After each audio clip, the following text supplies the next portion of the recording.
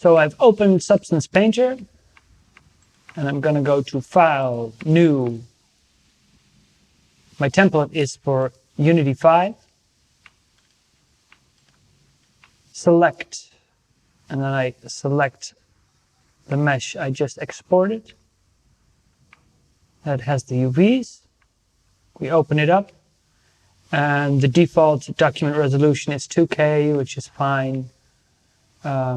Just leave these settings as is. Okay. Now it opens up my model, and now here I had already selected the 3D and 2D view just to make sure that my UVs are there. If you use Shift right mouse button, you can rotate the light, and you can see there's nothing weird going on. This is a good moment to make sure that there are no inverted normals, which can sometimes happen if in GravitySketch you've started working with a plane and you've actually had the wrong orientation. But most likely you would have already noticed that in your 3D modeling software you use to process the models.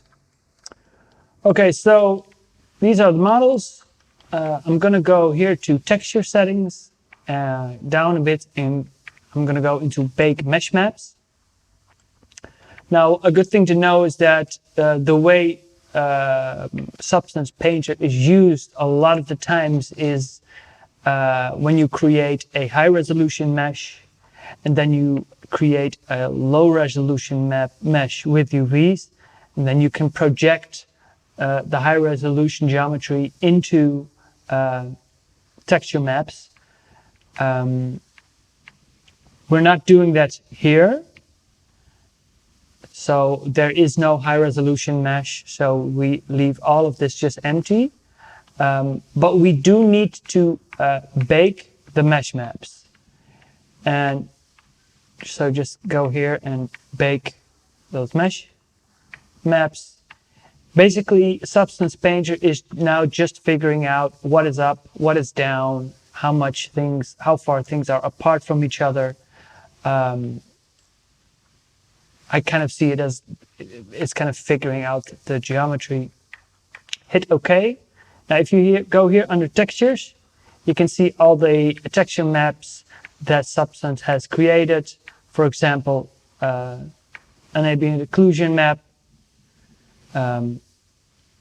Ignore this one. This is a custom texture that I've added recently. Maybe we'll use that. Okay, now let's just add some materials. As I mentioned before, I'm not going to create realistic materials because obviously these are not realistic models. And I think the first thing I'm going to do is go here, add a fill layer. And I just want to, what I usually do for this kind of style, kind of add a little extra ambient occlusion. I add that fill layer and I just leave color open, and I take that ambient occlusion texture that has been generated and put it in the base color. And now I can see that ambient occlusion map in full effect. Now I don't want to use it this strongly. What I want to do is I want to set, here you have blending modes, which work like blending modes in Photoshop. So this blending mode I want to set to multiply, and multiply just means that what is white becomes transparent and what is black doesn't. Then you go underneath and you add another fill layer, and let's just add a color. Just gonna deselect everything and leave color, and let's make a blue color. Now, as you can see, the ambient occlusion map is mixing with that diffuse color, And I think it's a little too strong, so I'll just get the slider and get it down to 0 and bring it back to a level where I think it's just nice. It really helps to bring in a little bit of that extra shade, especially these kind of details for that ground cover stuff.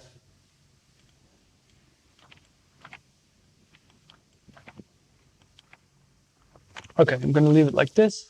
I think blue is a nice one to start off the tree. So I'm going to go to that blue fill layer, gonna hit right mouse button and add a black mask, which makes it invisible. And we're gonna make it reappear only in the spots that I need it.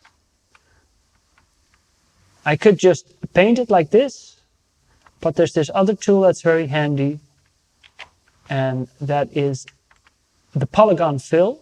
This is over here. And here you can actually access the polygons or the mesh itself. Because this mesh is not attached to anything else, I can just now select the tree and I've actually just created a white mask for that tree part. And here you see what that looks like in the UV space. You can also look at the 2D, and this is where you've colored it in 2D space. For now, we'll just focus on the 3D part. Okay, let's just move ahead and give these balls some color.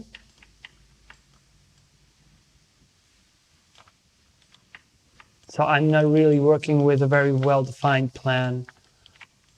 The fun in this kind of stuff is kind of just figuring it out as I go along.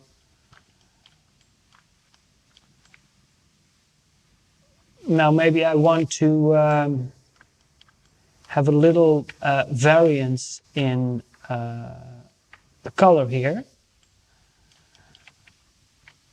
There's a little trick to do it. For that, I have to get rid of this mask for now. And I just right-click and add a black mask, and it just replaces it with a black mask. So now my yellow color is completely gone. Black masks are also the basis for something else. Do right mouse button and go here, add generator. Then click on the generator.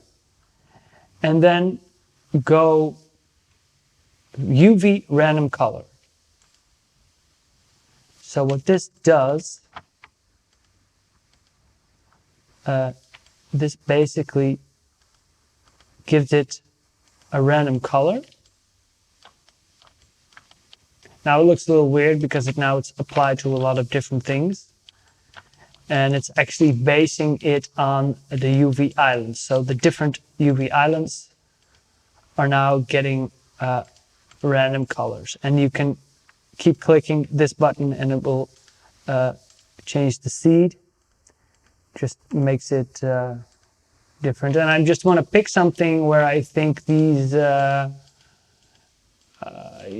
balls are kind of appropriately different. I mean, this is not a very scientific method, and because there are only 5, I could probably do it better by hand, but it's good to show you this tool. This is much more well suited to be used for something like roof tiles or, you know, something where you have like 50 different things. Okay, let's just do this. And now I don't really like this color, and I just want it to be different colors of yellow. So I think for now I'm going to actually just turn this into black.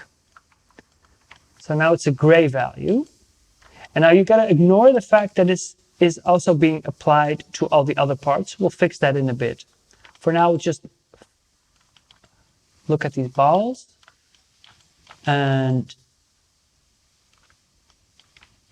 we've created some grayscale variance in these colors, and we can again use a blend mode to use that. Click on the layer underneath and add another fill layer. I'm gonna add the yellow color.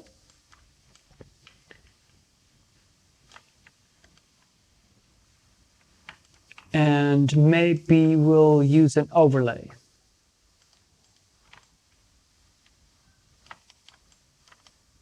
So what an overlay blend mode basically does is 50% gray is transparent, doesn't have any effect, and everything darker towards black makes it darker, and everything lighter towards white makes it lighter.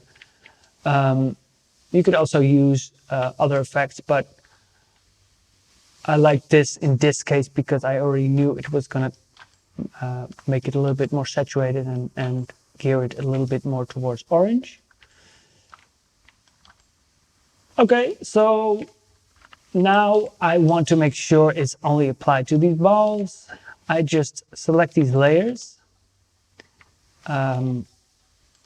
select them both by keeping Shift pressed and then clicking on those other layers to do a multi-select. Then right-click Group Layers. And if you're familiar with Photoshop, a lot of the stuff with the layers in Substance Painters is very similar to that. Now I'm just going to add a black mask. I've already got my polygon fill selected. Go into Mesh, which will work because these balls are separate meshes. And here, by the way, is the color. So if I want to mask it out, I'll make it black. But in this case, I want it to be white because I want to add it to this mask. And I just click these balls and they become these colors. Now maybe I want to go in, let's make it a little overly complicated, and make one of these balls kind of a different kind of yellow, because these three are a little bit too similar. Go inside of the group, and because you're inside of the group and the mask is applied on top of that, you're now working within that mask. So if I just added a fill layer, make it like yellow but kind of bright, add the black mask, you're going to be using that a lot, and then making it reappear by doing the mesh fill on, let's say, this sphere. Then I've just added an extra layer just to make that ball a little bit more yellow. Now this is kind of a lot of work for something that I could have a little bit easier have done just by hand. And as I mentioned, this approach, we're using a UV random color. It's actually more suited for when you have like a lot of different objects and you want to create a lot of color variations. But it's a really, really nice effect. Okay, now I've got some yellow and orange balls on top of this tree. Now, maybe I think for this tree, I'd like to create a gradient. So now it's blue. Maybe I do like the top part being blue, but maybe I want a different color coming from the bottom going up. Again, I could do everything with my paintbrush. But in this case, I would use a different method for this. Put another fill layer on top of that tree. Just color. And let's do something that is more kind of purple. So this is our color. And I'm going to add, again, a black mask to it. And then again, that black mask, I'm going to right-click it. I'm going to add a generator. And now I am going to add the 3D linear gradient. Now you don't really see a lot happening. And just to see what's going on, I'm going to increase the contrast. So you can see how it is, from what direction it's coming. Now I want it not top to bottom, but bottom to top. So there's this invert button right here. Just click it, and maybe I want it to be a little lower. I can use the balance for that. Maybe something like this, and then reduce my contrast. Maybe still a little higher.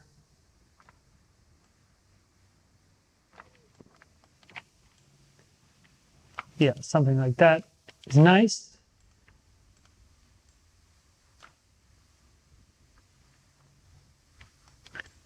Now, of course, this has automatically been applied to all the other objects. What it could do is just create a group for just the tree trunk, then go in and add a black mask to this. Then I go into that original mask I created for a tree trunk, right click it, copy mask, then go into this black mask and paste into mask. So this is a little different from Photoshop. You cannot just copy a mask. You first have to create that black mask and then copy the other mask into that. But then it works like this, and then everything within this layer will be underneath this mask. So we could even, if we want to get rid of this mask, and it will be the same. So this is the tree. These are the balls.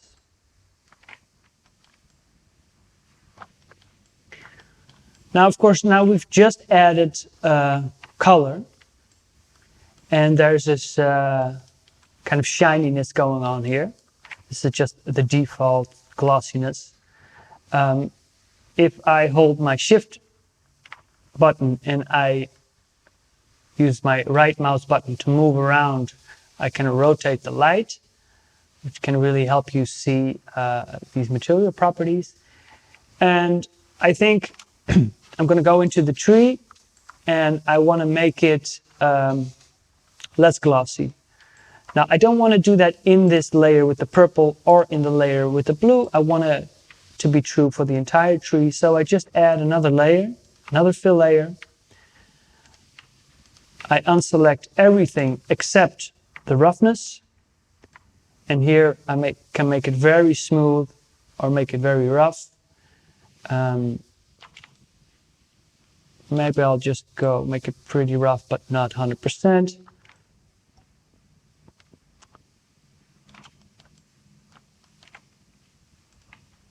And the balls, I actually, I'm gonna do the same thing, add a fill layer, but I think I like them to be kind of glossy. So they appear to be more kind of like the fruits of this tree. What I could also do is add metalness, which is just a property. But I don't really like the way that looks. But you can clearly see that it kind of looks like it's gold at this point. So I don't want that. Just checking it out. So I think that's nice for the tree. Now, if you want to keep organized, and normally I'm not that organized, but now I'm creating a tutorial, so it's good to do it. Just group these layers again, double click the name, and give it a good name.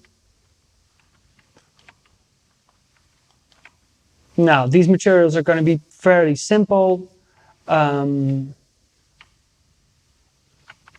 I think I'm actually gonna make this plant a little bit more traditional looking, which means green color.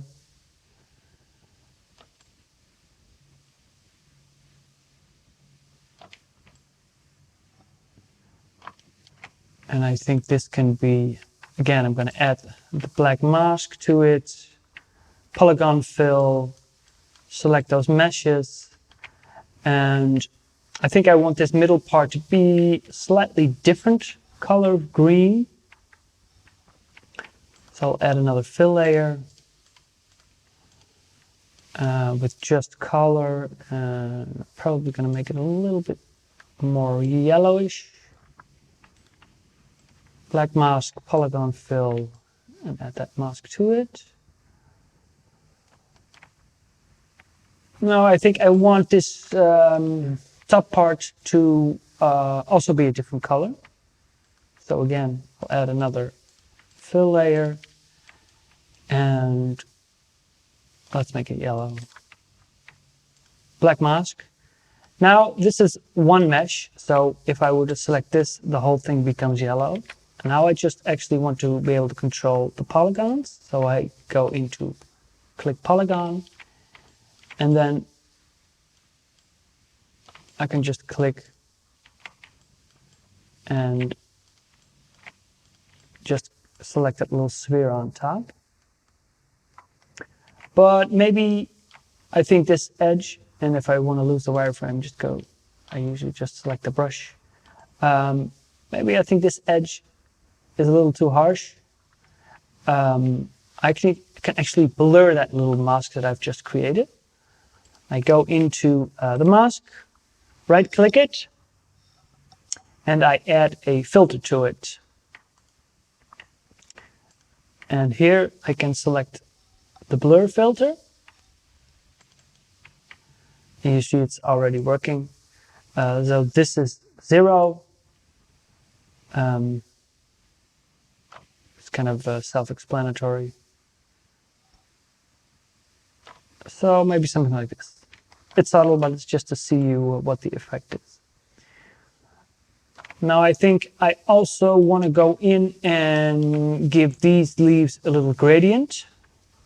I'm going to add a fill layer here. I'm going to make it white just so I can see what I'm doing. Add a black mask. Add a generator to that mask. Select a 3D linear gradient. And up the contrast. Now it seems to disappear, but just because it's way up there. So just bring it down using the balance. Now, of course, this one is curved, so it's not going to be perfect. Maybe we can just use it for these 3. And yeah, this is not going to look great. So probably it's smarter to reverse it and do it from the bottom.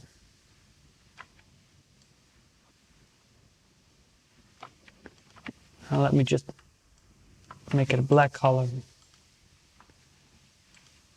So you select a mask, and then you've added that generator, and then you have to select that generator to actually get to its properties. And yeah, I'll just lower the contrast. Now this is very black. This is a little too black. I think I'll just change this into the green color and make this color a little lighter. I mean, it's subtle, but it really does a lot for the look, I think. And well, while we're at it, why don't we just add some extra darkness to the bottom of this little stem as well? And as I mentioned, just to keep organized, I'll group these layers, call them long leaves or something. One of the other reasons to do that is because now I can add a mask and make sure it doesn't get applied to the other objects.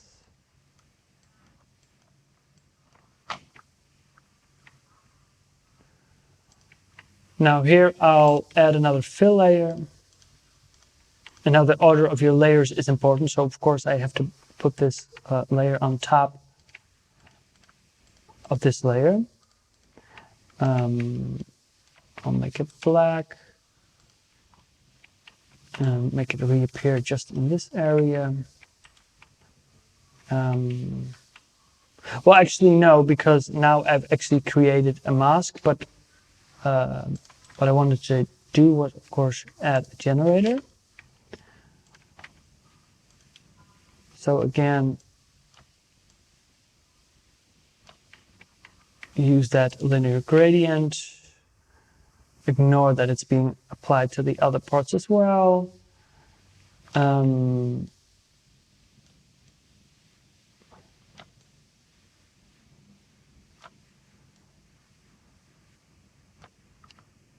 Like so, and maybe we want to get a little creative, and so with blending and using these kind of gradients, you can get some nice color effects going.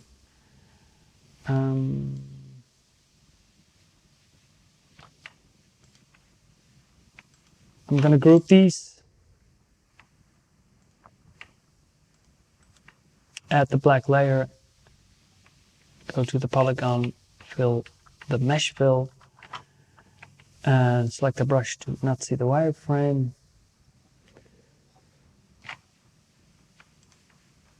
And once you have this in place, it's very easy to just kind of change the color around and see what you like and what you don't like. Maybe just something subtle like this. And again, for organization, group these layers. Let's call this the green plant.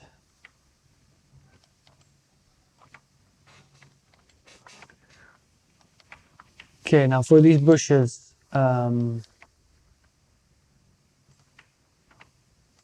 basically the workflow is the same. Sometimes I just create a random color, get the masks in place, and only afterwards play with the colors.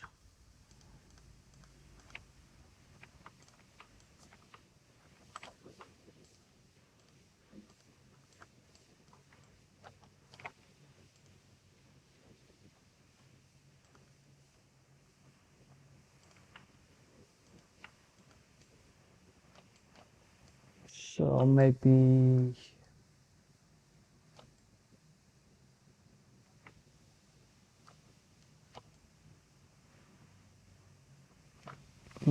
some kind of purple.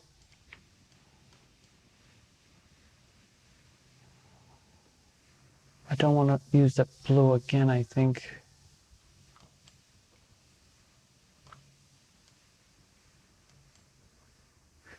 I also want to get rid of that glossiness. So these layers, I've just used colors, so I'm just gonna select roughness, which adds the channel, and I just up the roughness. And I'll probably do the same for the top part, but not as much.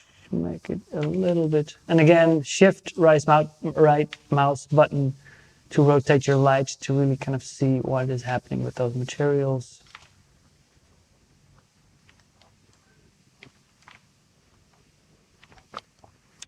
Now maybe there's something a little bit more fun we could do with this. Let's try this. Add another fill layer. Give it a white color. Add a black mask. Add a generator to that. And there's this other generator, and it's called, if I can find it, it's called Light. And it basically just gives a mask based on angle. So let's put this vertical angle to 270, which means it's coming straight from the top. And let's play with the glossiness levels, the highlight levels. You could use this, for example, to create some snow on some trees. But we're actually gonna, let's see if we want to use it.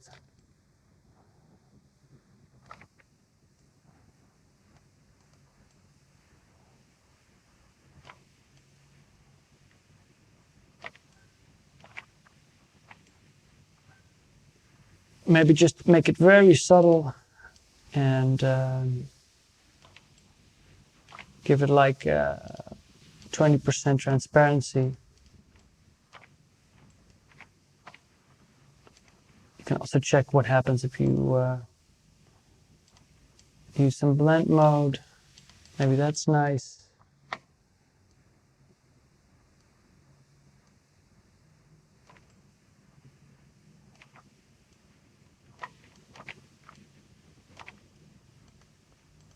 So it gives it a little bit more detail. Now we've created like separate layers. Let's just group these. And again, add the black layer and just apply it to these bushes only. Now what we haven't done is in the green plant actually controlled the glossiness levels, but I actually think that the default is looking pretty good. I could go in and control that with a separate layer. Let's just see if this is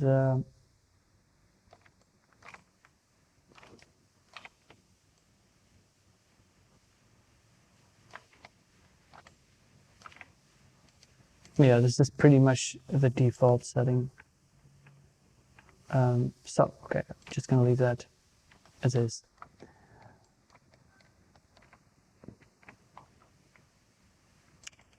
Give this a good name.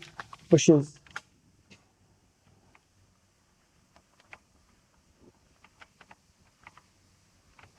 Now for this, it might be nice to add some extra effect.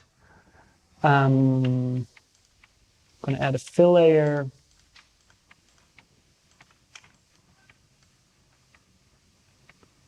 Let's make this orange.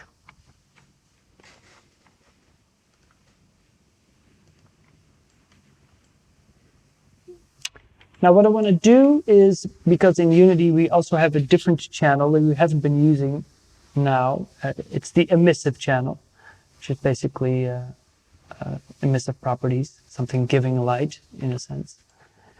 So if I want to add that, because it's not by default in a material, by default it's just the diffuse, the metallic smoothness, and a normal map. If we were to export this, but I want to add the emissive channel, I do that. I go to, by going to texture set settings. And here you see base color, height, roughness, metallic, normal, which, as I mentioned, get baked into those 3 maps in Unity. I click that little plus sign behind channels, and I just add emissive. And there I'm done. Go back to layers, add another fill layer, and as you can see here, a 6th property has been added. It's the emissive.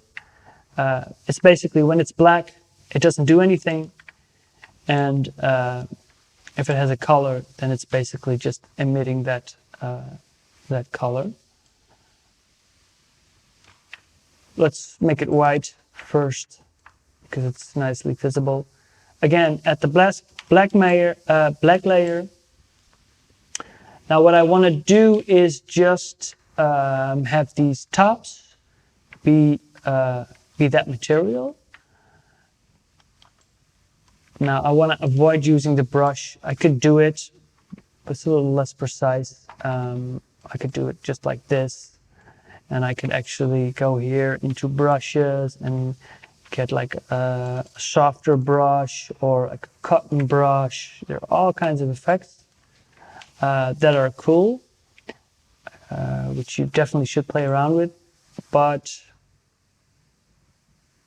I think for this look, I want it to be a little smoother, although the cotton brush is looking pretty interesting. No, I'm gonna add the black mask, which is just replaces it. And what I want to do is go to polygon fill, go to polygons, and what I'll do is just select these tops.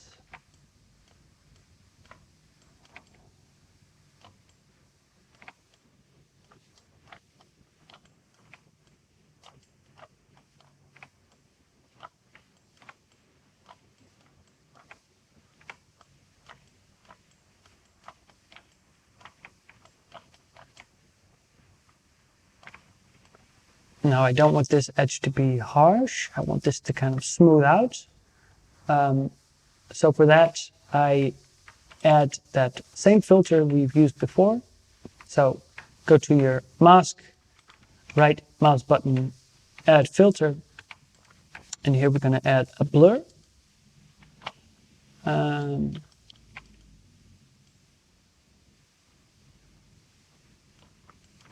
Yeah, something like this.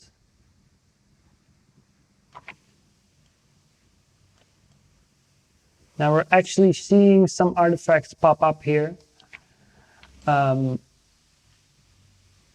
the blur has a direction and it's not really going well with how we set up the UVs here. I'm not sure if I can fix that. I was hoping I could just paint in some extra white. I guess I'm just going to have to live with that. Make it a little bit more subtle. And maybe a different color. Let's make it yellow. Now we can give this a different roughness property, of course. So we can make it very shiny, and then we can go into the layer of the plant itself, add a roughness channel, and make it much less shiny, if that's what we want.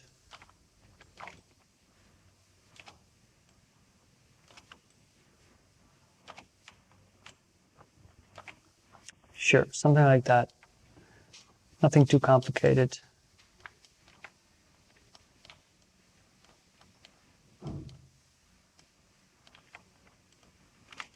Let me group these layers, and I'll call this the orange plant. Now for these rocks, let's see what we're going to do.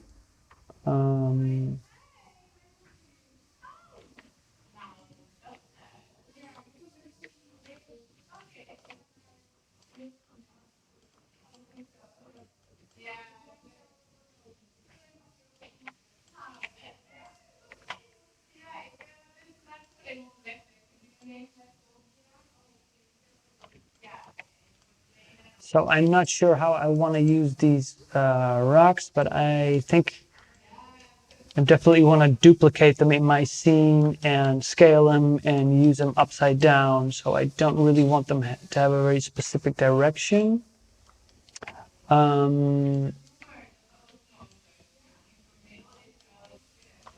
What I could do is give some more interesting texture to these rocks, just to see what that looks like.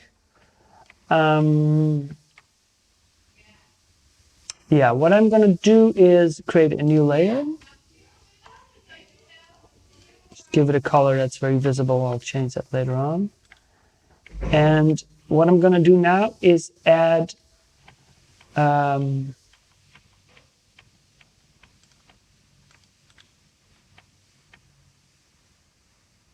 let's see what I'm going to do. I'm going to yes, I'm going to add a black mask like I just did. Then to that black mask, I add a fill layer. Oops. Then select that fill layer. And then here, you can select a texture, which gets applied as that fill layer. Now, I've created a texture earlier on, which is this one. I don't know if I can make it bigger. This is basically a texture that has bigger and smaller dots, and it tiles. So let me just add that to that mask. Now it's very big because its basic size is the same size as the UV map. So I want this to tile. So I scroll up here, and the scale is 1, so it now has the same scale as the UV map. If I scale it up, you can see these dots getting smaller. Now here's the problem that I think I mentioned earlier. Now these texture seams are becoming very visible because this is a tiling texture. It's not going to tile properly over these lines.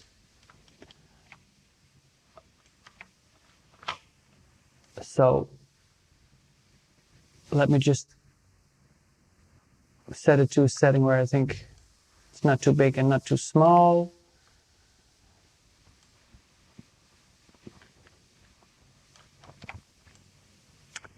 And what we can do now is fix this by hand. This is not an ideal solution for this. And probably you would want to just paint these circles just by using a brush, which would be more practical now. But it's a good way to show it. I'll do that later on with these mushrooms. For now, let's check out this little workflow. Okay, now you've got to understand that the mask part is the red part. So if we, what I actually want to do is invert this mask. So I just right click it and go invert mask. And now I've just masked out the dots. Now I want to get rid of these parts that are not, that are kind of overlapping the UV seams. I don't like them, and I can do it with fewer dots. That's fine. So it's kind of a quick fix for something like this. The way that I do it is kind of similar to the way that I would do it in Unity, or in Photoshop, I mean. Just actually group this layer by itself. The only benefit is that I can just add another mask to it. So in this case, I'm not going to add a black mask because I want to actually paint out some circles. I don't want to add them. And if I add a black mask, I can't see anything anymore. So I'll add a white mask in this case. So nothing seems to change. Now I can just actually use this brush tool. And maybe I'll go to brushes and select the basic hard brush. So what I've done, just to recap quickly, here's a layer, a red layer, that I've added a black mask to it. To that black mask, I've added fill, which allows me to select a texture, which effectively becomes the mask. And then I've inverted that mask. So now the red dots are actually the mask, if that makes sense. Then I've grouped that layer. So to that group, I can add another mask. And I've made it a white mask, so I can just delete things from, I delete some of these red dots. Okay, so now I've selected the brush here, selected the hard brush, and I'll make it a little smaller.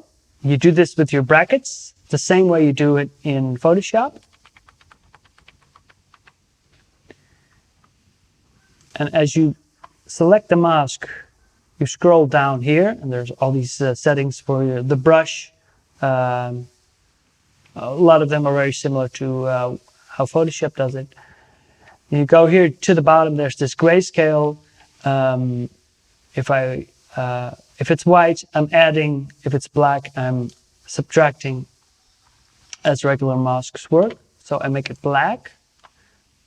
Now I'm painting with black, and now I can just delete the dots that are bothering me.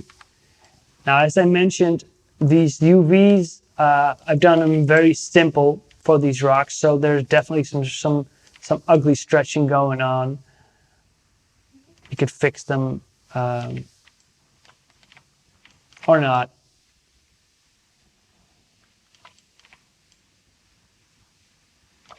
For now, this is really just to show you kind of how I would do it. So you can use these tools and create your own stuff.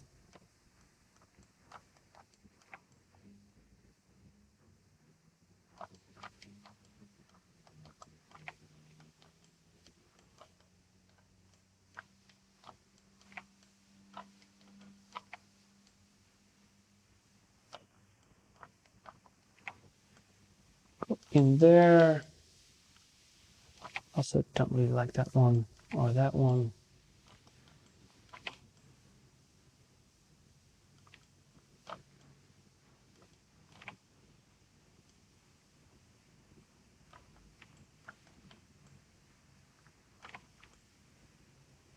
Let's leave it for now. Let's do this other one.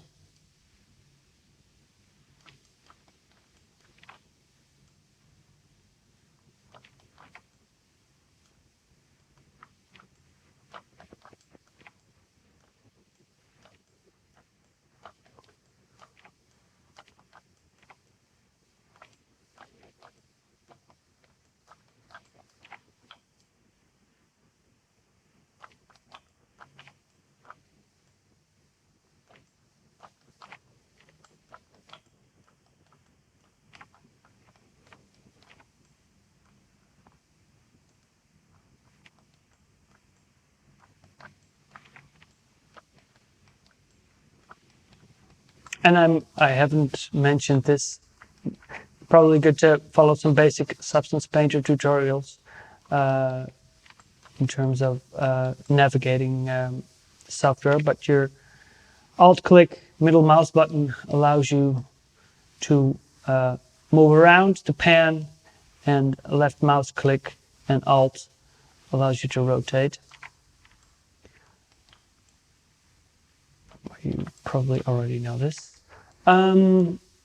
Okay, so as I mentioned, this is kind of a nonsensical way to do something like this, especially a pattern like these dots. But this is all in the spirit of education. So let me show you how I would do it differently with these little mushrooms.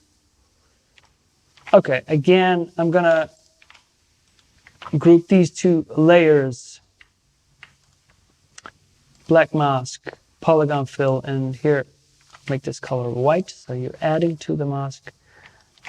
So this will be the layer for these rocks. I'll do these mushrooms first.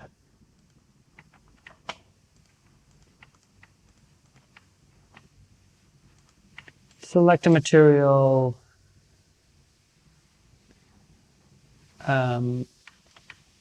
Are we going to do the classical mushrooms? No. Let's make them red first. And let's just add some simple dots to them.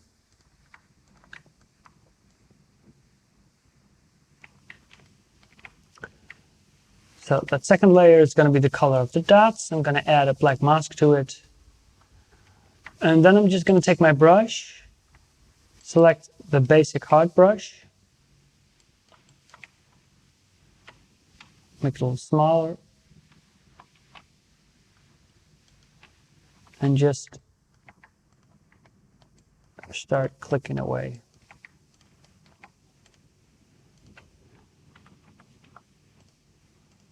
Some variance in size.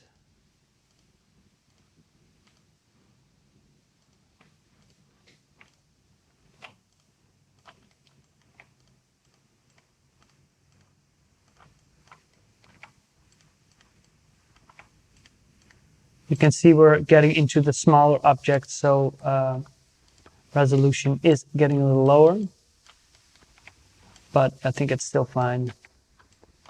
It's going to be pretty small objects in the scene. We're working, the default document resolution was 2K, as we saw in the very beginning. You can check that out. Here on the texture settings, you see the size is 2K. You could always make it higher, but I think it's a good size for textures in Unity.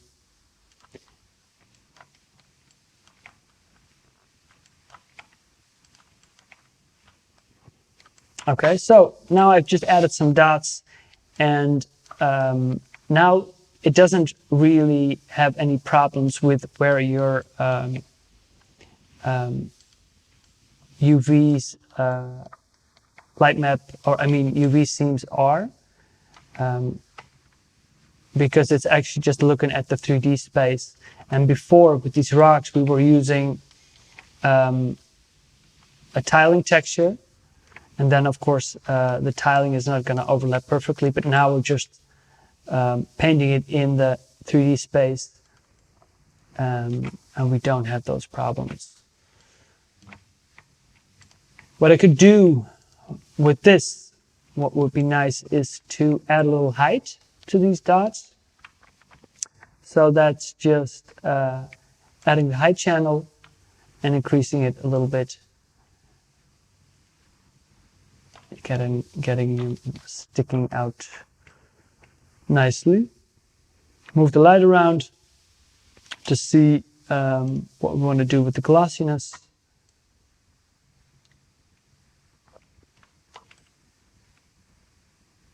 And I think it would be fun to have these dots be pretty glossy, and then actually the red below it, I'll add a roughness channel to that as well. Have it more rough. So I just feel like it's kind of a different material. Now we're gonna have these stems be a different material or a different color. Just add another fill layer. I don't know, white for now. Black mask.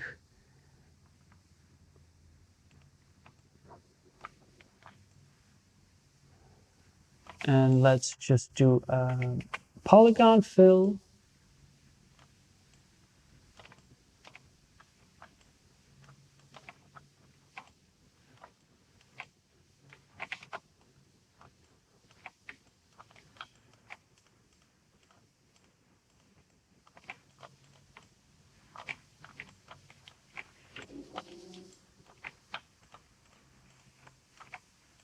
And I'm not going to select it all the way to the top, because these are very small objects. We can now really see the resolution going down. So I'm just going to add a little blur to that mask to fix that edge. Although you really have to try hard to be able to see that in the scene once we've used this. I've put these objects in the Unity scene. But let's add a filter to that mask, blur filter, and now the basic setting is already good. Now see here, we've accidentally selected another face. Let me disable this blur here. Going to the mask, going to the polygon fill, which is still selected. Make sure you go to black, and then you get rid of that. Okay, let's reapply that blur. And so do we want it to be white?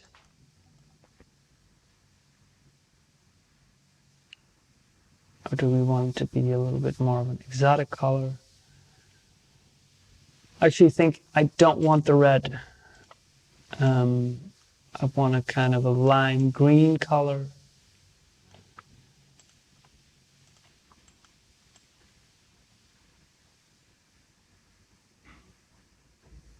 this kind of in between green and blue, and then change these dots to white, I think, maybe yellow,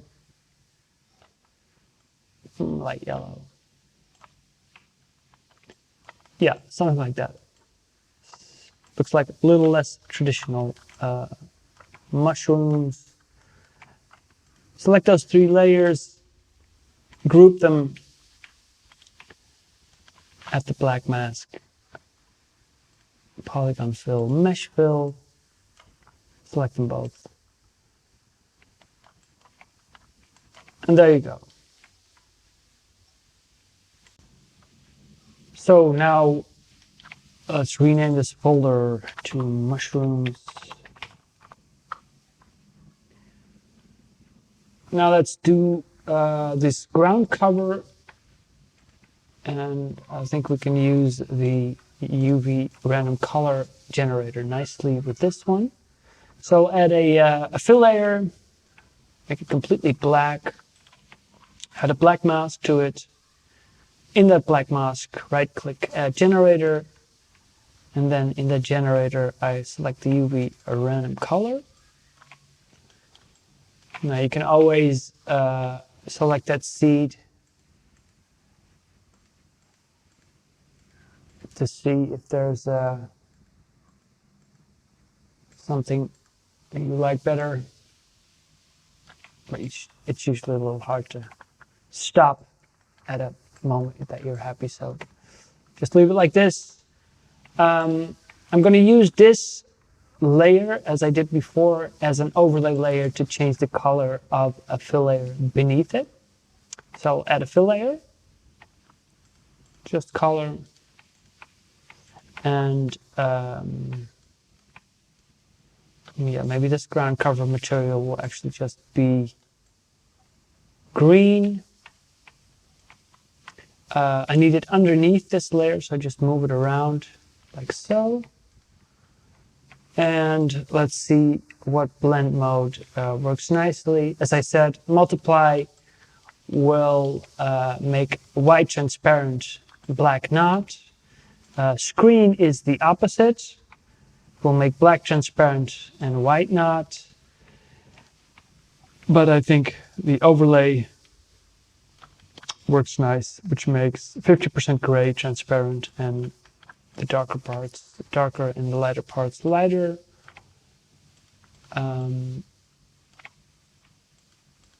Now to compensate for that loss of saturation, we can make the layer itself a little bit more saturated, like so.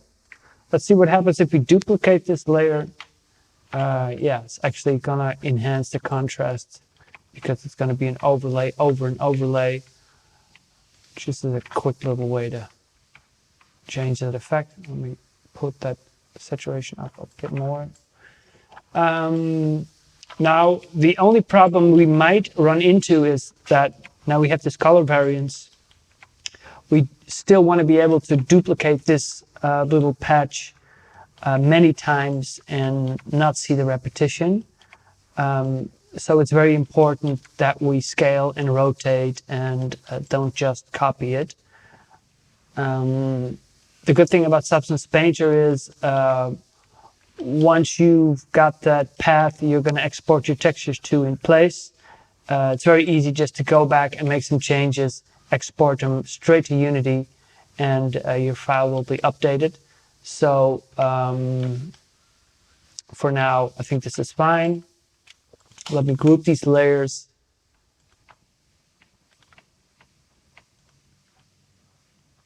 And give them a mask just for the ground cover. And give it a name.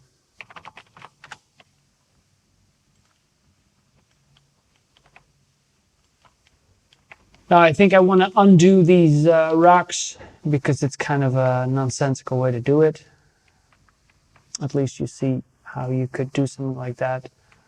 But I think I'm just going to delete this whole layer. Add a different layer. Let's make it the same red for now. Add a black layer, a black mask, I mean. And maybe this is a good opportunity to play around with some of the brushes that come with Substance Painter. So, again, pretty similar to Photoshop. And actually, you can use actual Photoshop brushes within Substance Painter, which is nice. There's this one called Dots, and it basically does kind of what you would expect it to.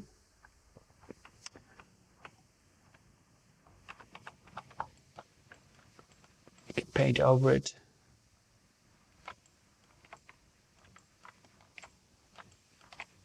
And it creates dots of random sizes.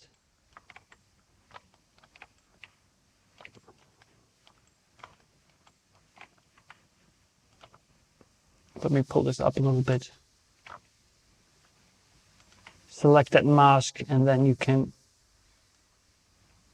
get to the brush settings, the alpha settings.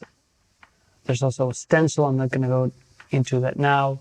The grayscale is basically the color you're using, because you're not painting the actual color, you're painting the mask. So if we go into the brush,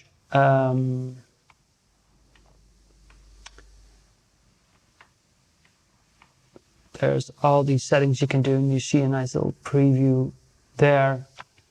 You can change the spacing. There's the size jitter, pretty similar to brush settings in Photoshop. Flow jitter, which basically just means more and less transparent. Let me put that down a little bit. Angle jitter, well, you won't see that now because these are round shapes, or mostly round. Again, if I want to undo this, I'll just add a black mask to it and it overrides it. Yeah, so that's not that different from what I had, but just to kind of show you how you could access those brush settings.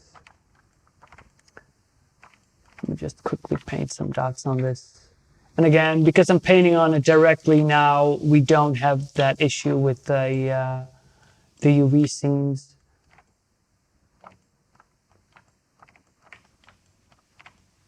Because before we were using a tiling texture.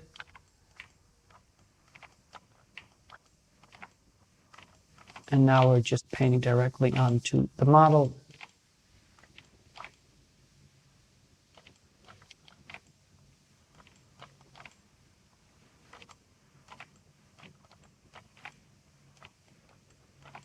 Okay, maybe something like this.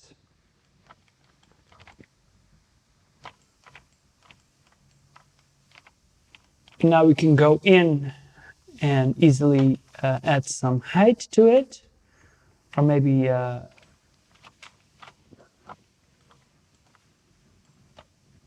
whoops, I don't know what happened there.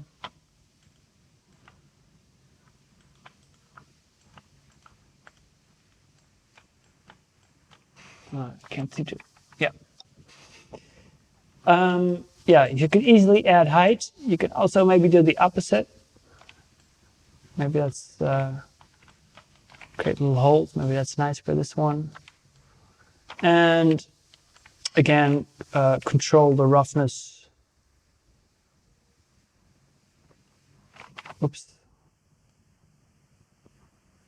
Make them more or less rough.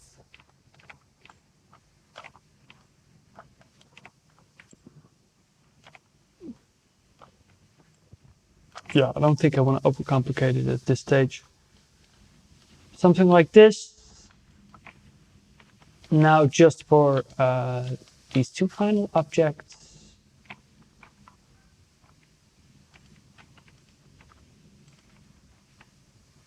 And again, if you just create the substance file with all the colors, make sure to save the substance file, and you can very easily go back in and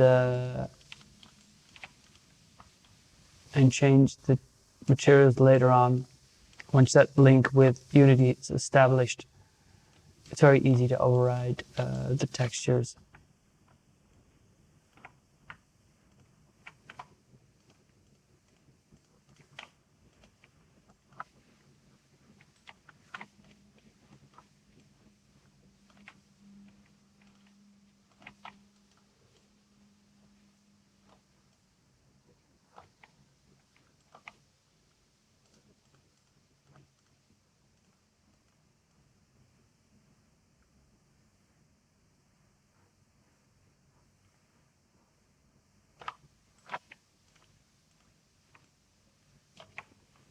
Yeah, let's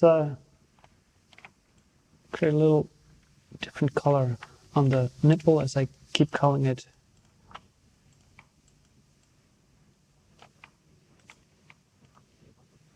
And for that, I would use the polygon fill.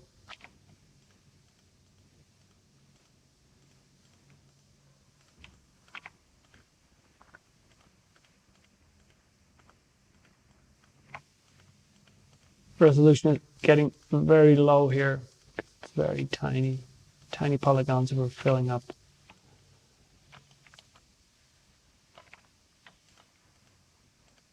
So we definitely want to use some blur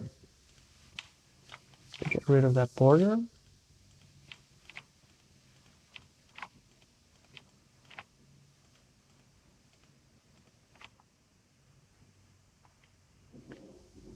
Something like this. Right click on the mask, add a filter, blur, and make it a little smaller than the default setting. Something like this. And maybe it's nice if we actually give this a little bit of a metallic feel. So add the metal channel and yeah, make it a golden nipple. Why not? Play around with the roughness.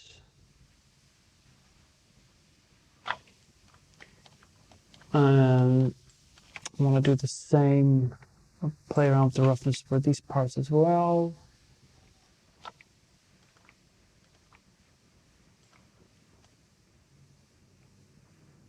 Yeah, I'll make those leaves pretty glossy.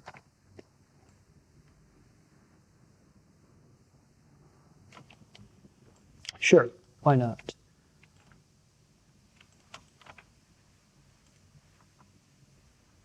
Group them. Flower. And then the final one, before we're gonna export it and bring it into Unity.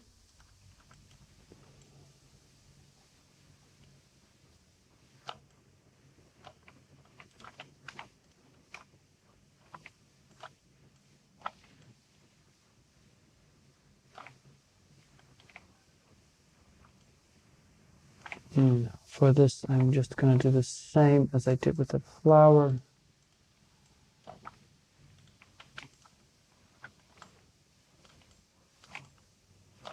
Oops, make sure you have the polygon selected. And let me add those two.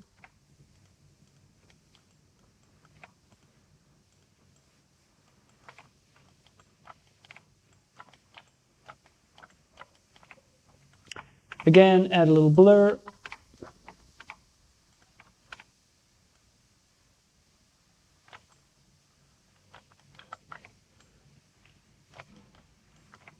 Now maybe for this, we just need a subtle gradient, I think. Again, black mask, add a generator, and select the 3D linear gradient. Up the contrast and play with the balance to see where it is. We've got a very small object here, so it's going to move quite a bit.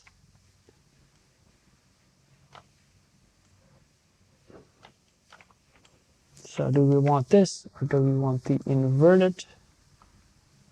Let's put it beneath that red layer so we can still see that red dot. Yeah, white, and then make it just very subtle. So something like that. Now, don't forget to group these layers and give it its own mask.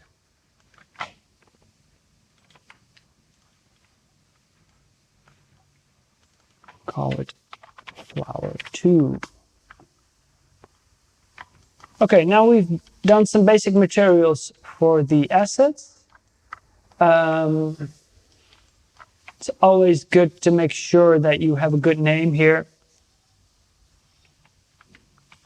Flora, let me just name this Flora Tutorial Assets. This will automatically get the name of the imported 3D mesh.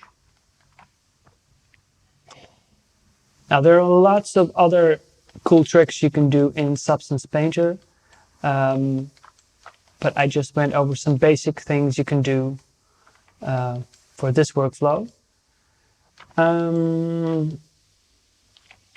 So I think now it's time to export these textures. Gonna go to File, Export Textures. And as we had already set in the beginning, the configuration was set to Unity 5, Standard Metallic. This is the workflow that I am currently using. There are a lot of other options for exporting, but we'll be using Unity. This is the location of your textures.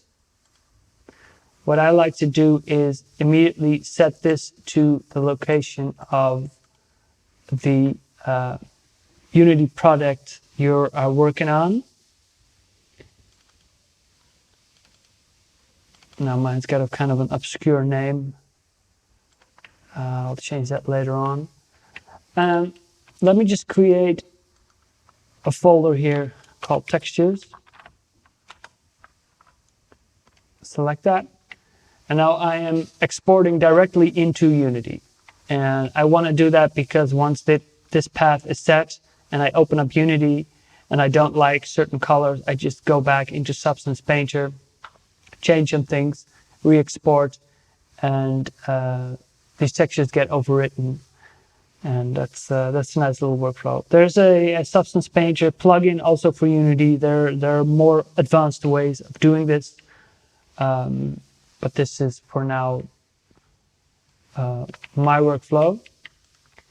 So as we can see here, we're gonna export 4 textures. It's gonna be an albedo transparency. And there's no transparency in this, but there's a channel in that map for transparency. The metallic smoothness, the normal map, and the emission, which we added later on. It's gonna export 2K textures, which is fine. So just hit export.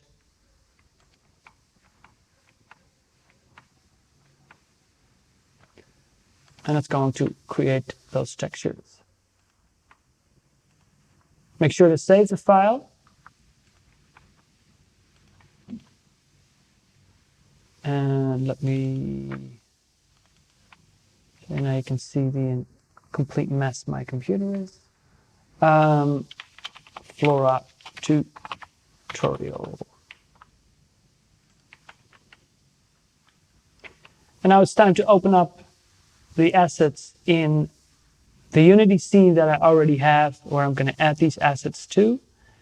And I'm going to show you how we kind of place them and get as much mileage out of these assets as I can.